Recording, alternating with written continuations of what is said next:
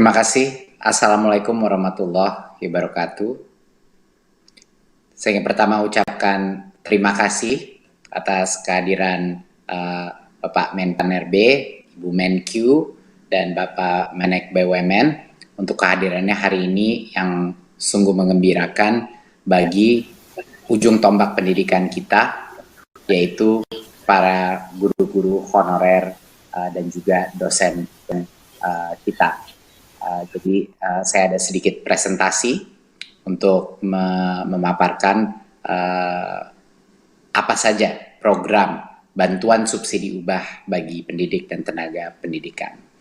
Jadi ini sangat kabar yang gembira bahwa kita berencana untuk memberikan bantuan subsidi upah ini bagi sekitar 2 juta orang,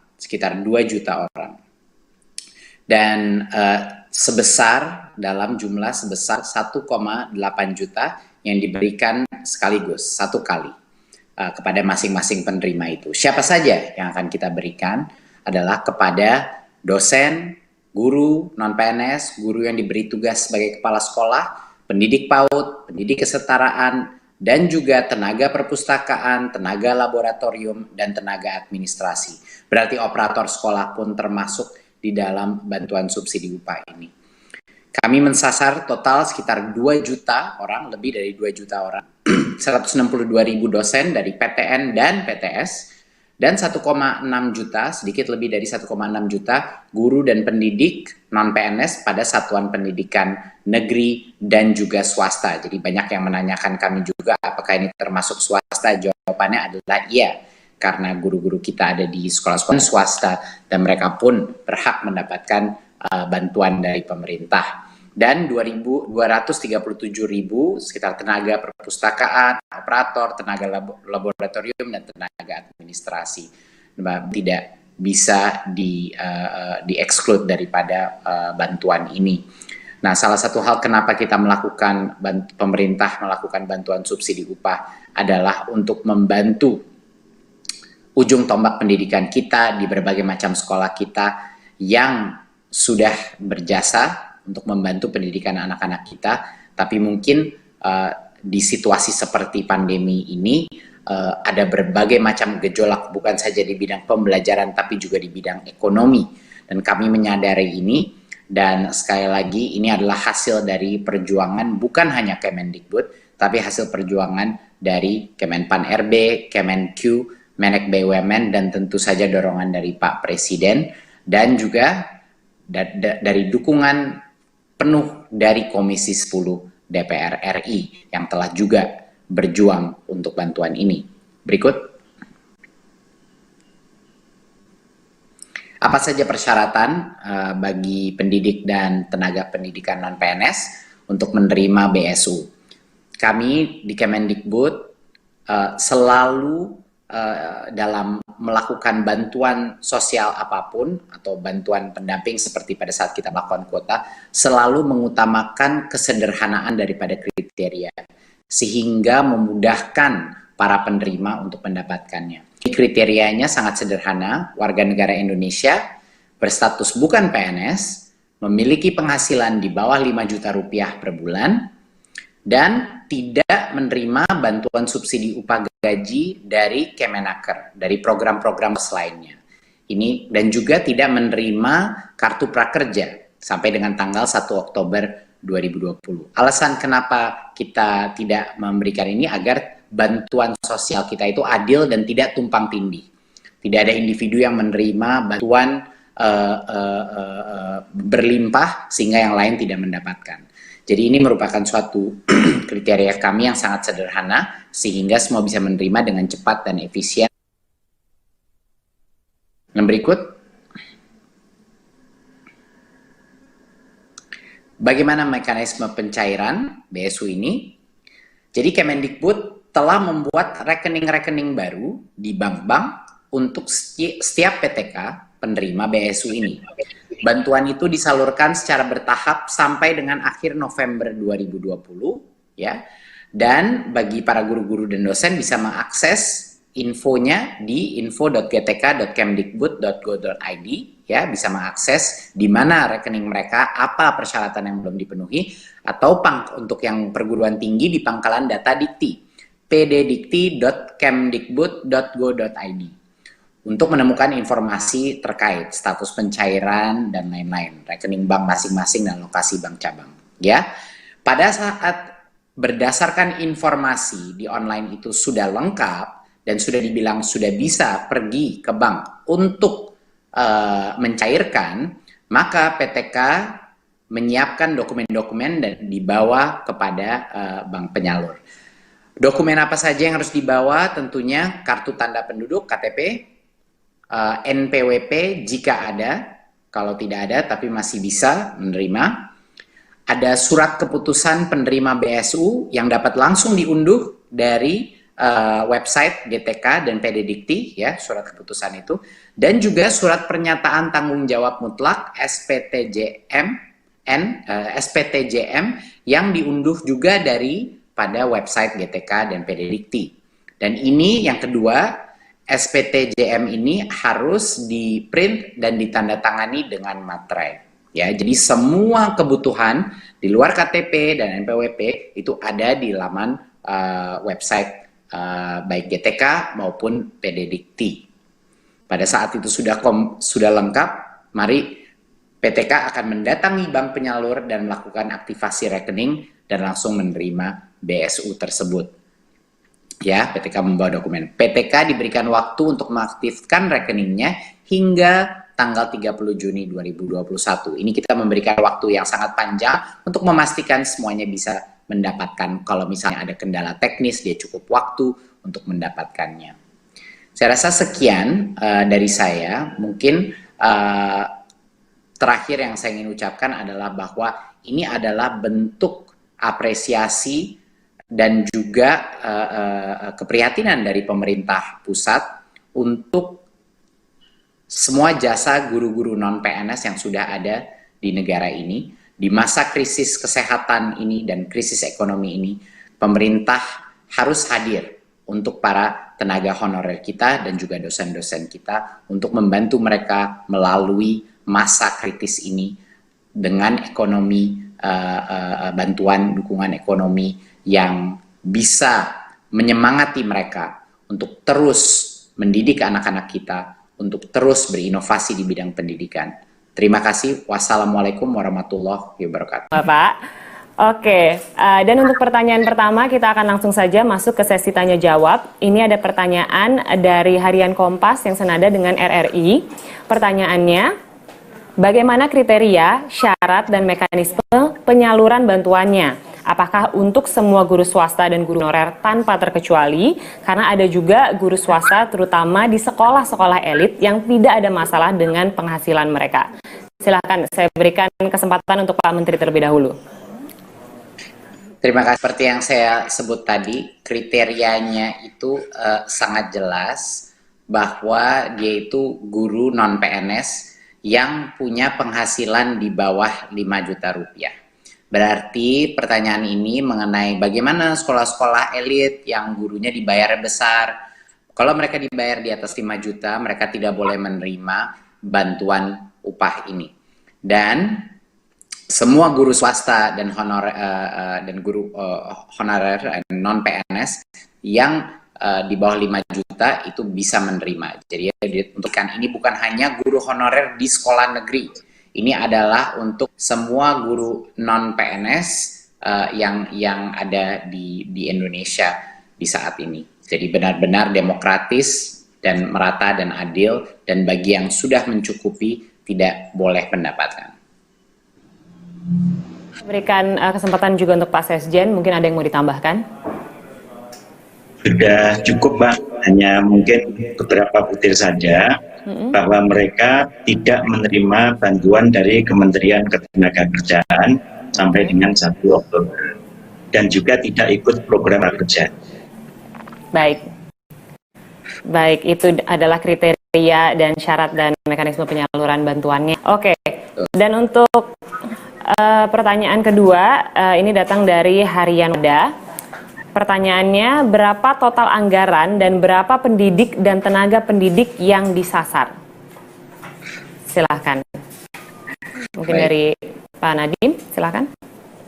Baik, ini adalah sekali lagi hasil perjuangan kami di Kemendikbud, Komisi 10, tapi juga dengan hasil perjuangan dari Menek BUMN dan juga Kemenq. Kami berhasil menyiapkan anggaran sebesar 3,6 triliun, 3.622 miliar 517.600.000 rupiah ya. Jadi kira-kira sekitar di atas sedikit 3,6 triliun.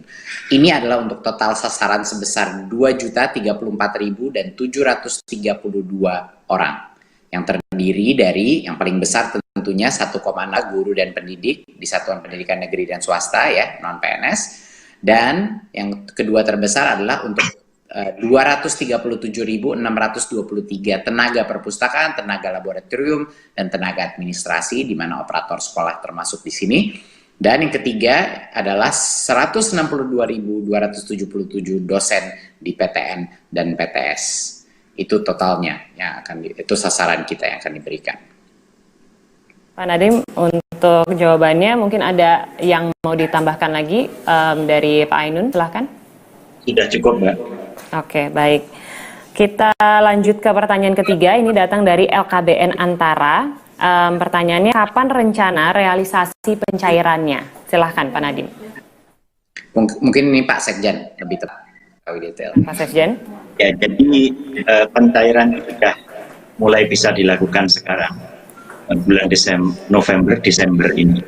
Namun para pendidik dan tenaga pendidik itu punya kesempatan sampai dengan 30 Juni tahun 2021 ya untuk mengaktifkan rekening dan mencairkannya.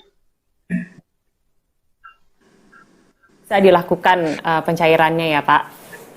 Ya. Saat ini, oke. Pertanyaan terakhir pada siang hari ini datang dari Tempo. Bagaimana Kemendikbud bisa menjamin BSU tepat sasaran? Baik, terima kasih. Pemberian bantuan ini kan tujuannya untuk melindungi, mempertahankan, dan meningkatkan kemampuan ekonomi pendidik dan tenaga pendidikan kita ya, karena terdampak corona ini. Jadinya beberapa langkah yang kita pastikan bahwa ini tepat sasaran. Kita memastikan ini calon penerima terdaftar dulu di data pokok pendidikan dan PD Dikti. Itu dulu, berdasarkan Dapodik dan PD Dikti. Dan itu semuanya berbasis data dan online. Kami memverifikasi data tersebut ya dengan data Kemendikbud dan data penerima bantuan subsidi upah atau gaji dari Kementerian Ketenagakerjaan. Ini agar tidak tumpang tindih dengan bansos lainnya yang dilakukan. Bansos BPJS, bansos prakerja, dan lain-lain ya. Itu agar tidak tumpang tindih. Inilah yang kita maksudkan tepat sasaran. Artinya yang benar-benar belum menerima bantuan dari pemerintah pusat sebelumnya. Ya kan? Dan juga calon penerima harus menandatangani surat pernyataan tanggung jawab mutlak SPTJM yang sebenar-benarnya, dengan sebenar-benarnya jika berpenghasilan 5 juta atau lebih tidak bisa memproses bantuan. Dan kalau dia tidak jujur mengenai itu, lalu bisa diambil tindakan hukum. Berarti untuk yang sudah mapan di sekolah-sekolah di mana gajinya di atas sebesar itu, dia tidak bisa menerima, tidak diperkenankan untuk menerima. Dan jangan lupa, bukan hanya tepat sasaran, tapi juga harus efisien. Dan metodologi pengiriman kita dan dokumentasi di mana semua dokumennya itu ada di laman website kita, PD Dikti maupun juga di websitenya GTK, sudah jelas. 2 formulir yang harus dibawa tinggal di print, 1 harus ditandatangan dengan materai, 1 tinggal dibawa, dan semua detailnya ada di website tersebut. Jadi tidak membutuhkan persetujuan dari siapapun lagi, tidak dari kepala sekolah atau kepada dinas. Guru itu bisa langsung secara online mengunduh dan memprint dokumen tersebut, dan kalau sudah semua ketentuannya sudah siap, dia bisa langsung pergi ke bank untuk mencairkannya. Dan tentunya Kemendikbud melakukan pengawasan internal dan oleh auditor internal dan pengawasan eksternal oleh BPK untuk memastikan kita selalu didamping dalam proses ini. Dan untuk semua pengaduan terkait isu bantuan ini bisa disampaikan di Unit Layanan Terpadu ULT Kementerian Pendidikan dan Kebudayaan. Inilah hotline kita, call center kita, di mana semua isu ini bisa diselesaikan melalui unit layanan terpadu kita. Baik, terima kasih untuk jawabannya Pak Nadiem. Mungkin ada yang mau ditambahkan dari Pak Ainun, silakan saya berikan kesempatan. Sudah cukup, Mbak. Oke, baik. Terakhir pertanyaan untuk Pak Nadiem. Pak Nadiem, apakah ada pesan-pesan untuk para penerima BSU Kemendikbud? Terima kasih. Yang pertama adalah dari awal masa jabatan saya dan tim saya selalu berkomunikasi bahwa kita adalah Kementerian Pendidikan Kebudayaan Republik Indonesia, bukan Kementerian Pendidikan untuk sekolah negeri. Dan kita bukan hanya menyebut itu sebagai suatu filsafat saja, tapi kami terapkan dalam berbagai macam kebijakan kita yang berpihak kepada guru-guru swasta dan guru-guru non-PNS honorer yang ada di sekolah-sekolah kita. Yang pertama kita lakukan dari awal masa krisis ini adalah kita langsung melakukan proses pentransferan dana BOS langsung ke rekening sekolah, agar banyak sekali sekolah-sekolah kita menerima uangnya tepat waktu. Yang kedua kita lakukan, kita merelaksasi dana BOS. Dan bagi para guru honorer yang tadinya disekat hanya boleh minoritas berapa persen yang diberikan untuk bantuan guru honorer, untuk upah guru honorer, kami buka itu restriksi. Sekarang adalah diskresi kepala sekolah masing-masing di seluruh Indonesia bisa menentukan kalau ada guru honorer yang benar-benar upaya dan jasanya luar biasa, dia bisa diberikan bantuan dari dana BOS tanpa disekat-sekat, tanpa ada limitasi, asal pelaporannya transparan. Itu kedua hal yang kita lakukan untuk para guru honorer. Dan untuk sekolah-sekolah swasta dan guru honorer pun, di masa pandemi ini kita mengalihkan dana BOS afirmasi dan BOS kinerja untuk sekolah-sekolah swasta kita. Terutama untuk yang tadinya tidak boleh untuk sekolah swasta, kita ubah itu peraturan untuk BOS afirmasi dan BOS kinerja bisa untuk sekolah-sekolah swasta kita, untuk mendukung para guru-guru non-PNS kita. Dan tentunya hari ini dengan perjuangan berbagai macam kementerian, Kemendikbud dengan senang hati berhasil berjuang dan mendapatkan anggaran sebesar ini untuk membantu semua guru-guru non-PNS di Indonesia melalui masa kritis ini. Dan tentunya bukan saja itu saja, ditunggu di tahun 2021 kita akan menyediakan proses seleksi massal di mana semua guru honorer akan punya kesempatan untuk menunjukkan kelayakannya melalui suatu tes online, apakah mereka bisa menjadi guru P3K dengan tingkat kesejahteraan yang didukung oleh pemerintah pusat dari sisi anggarannya. Berarti itu adalah langkah pertama di 2021 bahwa guru-guru honorer secara serentak semuanya bisa ikut tes kelulusan untuk menjadi P3K. Berarti mereka mendapatkan kesempatan yang adil untuk bisa membuktikan kelayakan mereka menjadi ASN. Jadinya ini adalah langkah-langkah nyata yang telah kita lakukan untuk para guru-guru non-PNS kita dan akan kedepannya akan selalu menjadi suatu strategi kita untuk merangkul para guru-guru honorer dan untuk memberikan kesempatan yang adil untuk mereka juga bisa berpartisipasi dan meningkatkan kesejahteraannya. Terima kasih. Wassalamualaikum warahmatullahi wabarakatuh.